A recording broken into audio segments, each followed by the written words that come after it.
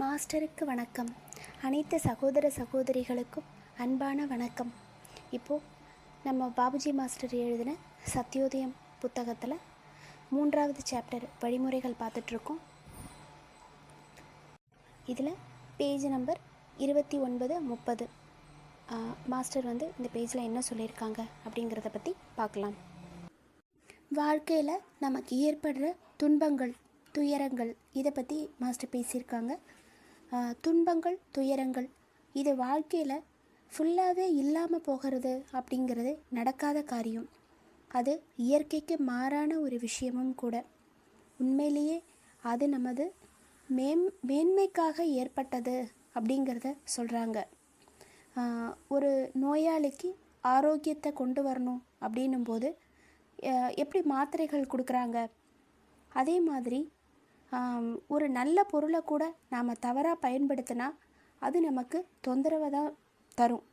அப்போ அதே மாதிரி தான் துன்பங்களினுடைய விஷயமும் அப்படிங்கிறத சொல்கிறாங்க. எதையுமே சரியான காலத்தில் சரியான முறையில் நாம் சரியாக உபயோகித்தோம் அப்படின்னா நாளடைவில் அது நமக்கு நல்ல பலனையே தரும் அப்படிங்கிறது உறுதி. அப்போது துன்பங்கள் நமக்கு ஒரு வழிகாட்டியாக இருந்து நம்மளோட வழியை நமக்கு சரி பண்ணி கொடுக்குது அப்படிங்கிறத சொல்கிறாங்க. சாதாரண வாழ்க்கையில் இருக்கிற மனிதனுக்கு அவன் சரியான முறையில் உருவாகணும் அப்படின்னும் போது துன்பங்கள் மிகவும் உதவியாக இருக்கின்றன அப்படிங்கிறத சொல்கிறாங்க. அதாவது நமக்கு வரக்கூடிய அந்த துன்பங்கள் அப்படின்னும் போது அதுக்கு நாம் எதிர்ச்செயல் புரியக்கூடாது.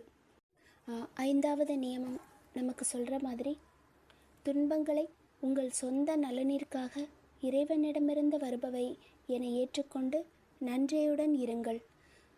அதாவது துன்பங்கள் நம்மை உயர்த்துகின்றன. The way to progress is the way of suffering அப்படின்னு சொல்லுவோம் இல்லையா?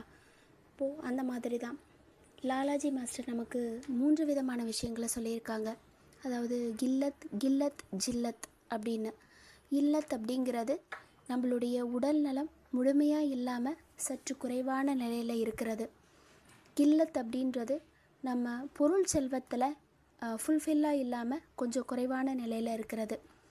முடிவாக சொல்கிற ஜில்லத் அப்படிங்கிறது அதாவது நம்மளை சுற்றி விமர்சனம் பண்ணுறதுக்கு ஒரு 4 பேரை எப்போவுமே நம்ம கூட இருக்கணும், எல்லாருமே நம்மளை பார்த்து சூப்பர் அப்படின்னு சொல்லிட்டா நாம் அடுத்த கட்டம் முன்னேறாமல் போயிடுவோம் இல்லையா? அப்போ அந்த ஆக்கப்பூர்வமான விமர்சனங்களை அப்பப்போ நாம் அதை ஏற்றுக்கணும், அது நமக்கு கிடைக்கணும் அப்படிங்கிறத சொல்கிறாங்க. அப்போது அதுதான் துன்பங்கள் அப்படிங்கிறது நம்மக்கிட்டேருந்து வெளியில் போகிற, அதாவது நமக்குள்ளே சேர்த்து வச்சிருக்கிற அந்த சமஸ்காரங்கள் எல்லாமே போகத்தின் மூலமாக வெளியில் போகுது அப்படிங்கிறத நாம் சரியாக புரிஞ்சுக்கணும் அப்படிங்கிறத மாஸ்டர் சொல்கிறாங்க. அப்போது அதுக்கு நாம் எப்படி இருக்கணும் அப்படின்னு சொல்கிறாங்கன்னா, இப்போது உதாரணத்துக்கு ஒரு சின்ன ஒரு கோப்பையில் இருக்கிற ஒரு தண்ணீரை நாம் உழுக்கிறோம் அப்படின்னும்போது அந்த அசைவு அப்படிங்கிறது அந்த கோப்பைக்குள்ளே ஒரு அலைகளை ஏற்படுத்தும் இல்லையா? ஆனால் கடலில் போய் அந்த நீரை கலக்கணும் அப்படின்னா அந்த கடலுக்கு ஒன்றுமே ஆகாது. அதே மாதிரி ஒரு சின்ன கரண்டியில் கொஞ்சமாக பாலோ இல்லை மருந்தோ ஊற்றும்போது நாம் கவனமாக விடலை அப்படின்னும்போது அது கீழே வழியும். ஆனால் லிட்டர் கணக்கில் பாலை கடலில் விட்டாலுமே அது நிரம்பி வழியாது. அப்போது இதே மாதிரி தான் நமக்கு மகிழ்ச்சியும் கவலை இது எல்லாமே குறுகிய மனதை, அதாவது குறுகிய இதயத்தை கொண்ட ஒரு மனிதரை தான் பாதிக்கும்.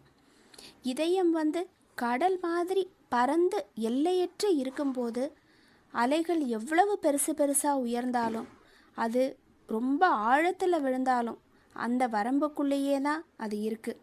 அது ஒரு நாளும் வெளியில் வர்றதில்லை, யாரையும் தொந்தரவும் செய்யறதில்லை. அப்போது அதுக்கு தான் நம்மளுடைய இதயத்தை ஒரு பறந்து விரிந்து வச்சுக்கணும் அப்படிங்கிறத சொல்கிறாங்க. இந்த குறுகிய இதயம் உள்ளவங்களுக்கு மட்டும்தான் எல்லாமே பிரச்சனையாகுது அப்படிங்கிறத மாஸ்டர் சொல்கிறாங்க. அது மட்டும் இல்லாமல் நாம் சமஸ்காரங்கள் பற்றியும், ஏன்னா அந்த சமஸ்காரங்கள்ங்கிறது நாம் சேர்த்துக்கிட்ட அந்த வினை பயன்கள், கர்ம வினை பயன்கள். போகம் அப்படிங்கிறது அது நம்மக்கிட்டேருந்து வெளியில் போகிறதுக்காக இயற்கை நமக்கு ஏற்படுத்தி கொடுத்த ஒரு ப்ராசஸ். அப்போது நமக்கு இந்த துன்பங்கள் இது எல்லாமே போகத்தின் மூலமாக வெளியேற்றப்படுற அந்த சமஸ்காரங்கள் அப்படிங்கிறத அந்த விழிப்புணர்வை நாம் சரியாக புரிஞ்சுக்கணும். அப்போது அந்த விழிப்புணர்வு நமக்குள்ளே இருக்கும்போது அந்த துன்பங்கள் எல்லாமே இறைவன்கிட்டேருந்து கிடைக்கிற நமக்கு வரப்பிரசாதம் அப்படிங்கிறத நாம் முழுமையாக ஏற்றுக்க ஆரம்பிப்போம். அப்போது அந்த துன்பங்களுக்கு நாம் எதிர்ச்செயல் புரியறதின் மூலமாக நாம் இன்னும் அந்த பதிவுகளை நாம் சேர்த்துக்கிறோம். அதாவது ஒரு பக்கம் பெருக்கிக்கிட்டே இன்னொரு பக்கம் குப்பையை போடுற மாதிரி. அப்போது அதை நாம் இறைவனுடைய பிரசாதம்னு முழுமையாக ஏற்றுக்கும் போது அது நமக்கு சரியான வழியில் அந்த துன்பங்கள் கூட நமக்கு பயன்படுது அப்படிங்கிறத சொல்கிறாங்க. அது நம்மளுடைய வாழ்க்கையினுடைய நிரந்தரமான பிரச்சனையை தீர்க்கறதுக்கு நமக்கு பயன்படக்கூடிய ஒன்றா இருக்குது துன்பங்கள் அப்படிங்கிறது. அடுத்தது நம்மளுடைய குடும்ப வாழ்க்கையில் பிரச்சனையும் உலக வாழ்க்கையினுடைய துன்பங்களையும் பற்றி நம்மளுடைய மாஸ்டர், அதாவது எனது மாஸ்டர் அப்படின்னு சொல்கிறாரு. அதாவது எனது மாஸ்டருங்கிறது லாலாஜி மாஸ்டரை பற்றி சொல்கிறாங்க. அவர் என்ன சொல்லியிருக்கிறாரு அப்படிங்கிறத பாபுஜி மாஸ்டர் சொல்கிறாங்கன்னா, நமது இல்லமே எதையும் சகித்து கொள்ளும் தன்மையையும் பொறுமையையும் வளர்க்கும் பயிற்சி கூடமாகிறது. குடும்ப வாழ்க்கையில் நமக்கு ஏற்படும் கஷ்டங்களை பொறுமையுடன் தாங்கிக் கொள்வதுதான் நமக்கு மிகப்பெரிய தவம். இது மற்ற எல்லா தவங்களையும் விட மிகவும் உன்னதமான தவம் அப்படின்னு சொல்கிறாங்க. நம்ம குடும்ப வாழ்க்கையில் எவ்வளவோ கஷ்டங்கள், எவ்வளவோ துயரங்கள் எல்லாமே நம்ம ஈக்குவலாக அனுபவிக்கிறோம், நல்லதும் சரி கெட்டதும் சரி. அப்போது அது நம்மளை பல விதத்தில் பல கட்டத்தில் நம்மளை உயர்த்திக்கிட்டு தான் போகுது. ஏன்னா பல விஷயங்களை நாம் தாங்கிக்கிறோம், சகிச்சுக்கிறோம். அப்போது நமக்கு ஒரு பொறுமை வளருது, சகிப்புத்தன்மை வளருது, எல்லாத்தையும் ஏற்றுக்கக்கூடிய மனப்பக்குவம் வருது.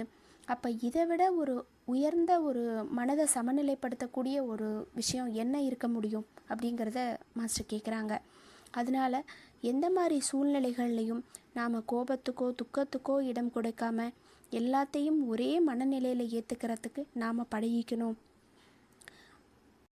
தவறு நம்மக்கிட்ட தான் இருக்குது, அதுக்கு பரிகாரமாக நாம் சாந்தமான மனதோடு இதை சகிச்சுக்கணும் அப்படிங்கிறத ஒரு கட்டத்துலேயும் நாம் நினைக்கணும். அதாவது நமக்குள்ளே இருக்கிற அந்த ஈகோ, அகங்காரத்தை நம்மளை நாம் மேம்படுத்திக்கிறதுக்கு நாம் பயன்படுத்திக்கணும் அப்படிங்கிறத சொல்கிறாங்க. அதாவது இன்றைக்கி இப்படி இருக்கிற நாம் இன்னும் இதை விட அடுத்த கட்டத்துக்கு உயரணும் அப்படிங்கிறத தான் நமக்கு கிடைக்கிற எல்லாத்தையும் வச்சு நம்ம பயன்படுத்திக்கணும். அதே நேரத்தில் இந்த உலக விவகாரங்கள்லேயோ குடும்பங்கள்லேருந்தோ நாம் விலகி நிற்கிறதோ, காட்டில் போய் தனியாக வாழறதோ, சிலருக்கு பொறுமையின்மையையும் தாங்கக்கூடிய சக்தியையும் வளர்த்து கொள்றதுக்கான ஒரு வழிமுறைகளாக இருக்கலாம். ஆனால் நமக்கோ அதை விட ஒரு பெரிய விஷயமா சொந்தக்காரங்க அப்புறம் சிநேகிதர்களுடைய கேலி கடுஞ்சொற்கள் இது எல்லாத்தையும் விட ஒரு பெரிய தவமாகி வெற்றிக்கு ஒரு நிச்சயமான சாதனங்களாக ஆகுது அப்படிங்கிறத லாலாஜி மாஸ்டர் சொல்வாருன்னு பாபுஜி மாஸ்டர் இதில் சொல்லியிருக்காங்க. அப்போது அதாவது ஒரு வாசகம் இருக்குது, தெய்வீக அனுபவங்களை பெறும் மனிதர்கள் அல்ல நாம், ஆனால் மனித அனுபவத்தையே பெறும் தெய்வீக மாணவர்கள் அப்படின்னு. அப்போ அந்த அளவு ஒரு மனிதனுக்கு இதை எல்லாத்தையும் தாங்கிக்கக்கூடிய ஒரு கெப்பாசிட்டி இருக்குது. அப்போ அதை நாம் சரியான விதத்துக்கு பயன்படுத்தணும் அப்படிங்கிறத தான் மாஸ்டர் சொல்கிறாங்க. பறவையினுடைய 2 சிறகுகள் வேணும் இல்லையா, ஒன்று இல்லாமல் பறக்க முடியாத அந்த பறவைகளால். அதே மாதிரி தான் ஆன்மீகம் லௌகீகம் இது ரெண்டுமே. அப்போது இது ரெண்டுத்தையுமே நாம் ஈக்குவலாக பேலன்ஸ் பண்ணி எடுத்துகிட்டு போகணும் அப்படிங்கிறத தான் மாஸ்டர் சொல்கிறாங்க. உண்மையிலேயே துன்பங்களையும் கஷ்டங்களையும் நாம் அமைதியோடு பொறுத்துக்கிட்டோம் அப்படின்னும்போது அது நம்மளுடைய வாழ்க்கையினுடைய அடுத்த கட்ட மேம்பாட்டுக்கு உதவி பண்ணி நம்மளுடைய முன்னேற்றத்திற்கு ஒரு விலை மதிப்பற்ற சாதனங்களாக அது நமக்கு ஆயிடுது. ஆனால் அதை நம்ம தவறான வழியில் பயன்படுத்தணும் அப்படின்னா, தவறான வழியில் பயன்படுத்துறதுங்கிறது ஒன்றொன்றுத்துக்கும் நாம் எதிர்ச்செயல் புரியறது, அதாவது ஆப்போசிட்டாக ரியாக்ட் பண்ணுறது. அப்படி நாம் பண்ணும்போது நமக்கு அது நேச்சுரலாக கிடைக்கிற பலனை நாமளே கெடுத்துக்கிட்டு அதனால் நமக்கு கிடைக்க இருக்கிற சிறந்த ஆதாயத்தை கூட நாம் இழந்துடுறோம் அப்படிங்கிறத சொல்கிறாங்க. ஒரு சின்ன உதாரணத்தை நாம் எடுத்துக்கலாம். அதாவது பல்வேறுபட்ட நிறங்கள், அமைப்புகள், அளவுகள் இது எல்லாமே கொண்ட பலூன்கள் எல்லாமே ஊதப்பட்டு நம்ம அதை பறக்க விடும்போது நம்மளுடைய விருப்பத்துக்கு ஏற்ற மாதிரி ஏதாவது ஒன்றுனால நாம் ஈர்க்கப்படுறோம்.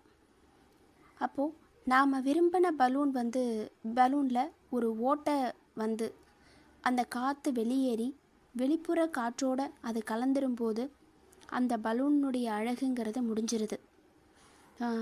இப்போது நம்மளுடைய விருப்பங்கிறது அடுத்த பலூனுக்கு போயிடுது. அப்போ பலூனுக்குன்னு தனி அழகு அப்படிங்கிறது எதுவுமே கிடையாது அப்படிங்கிறதையும், அந்த பலூனில் இருக்கிற காற்றுக்கு தான் அந்த அழகால் தான் நாம் ஈர்க்கப்படுறோம் அப்படிங்கிறதையும் நாம் சரியாக புரிஞ்சுக்கணும்.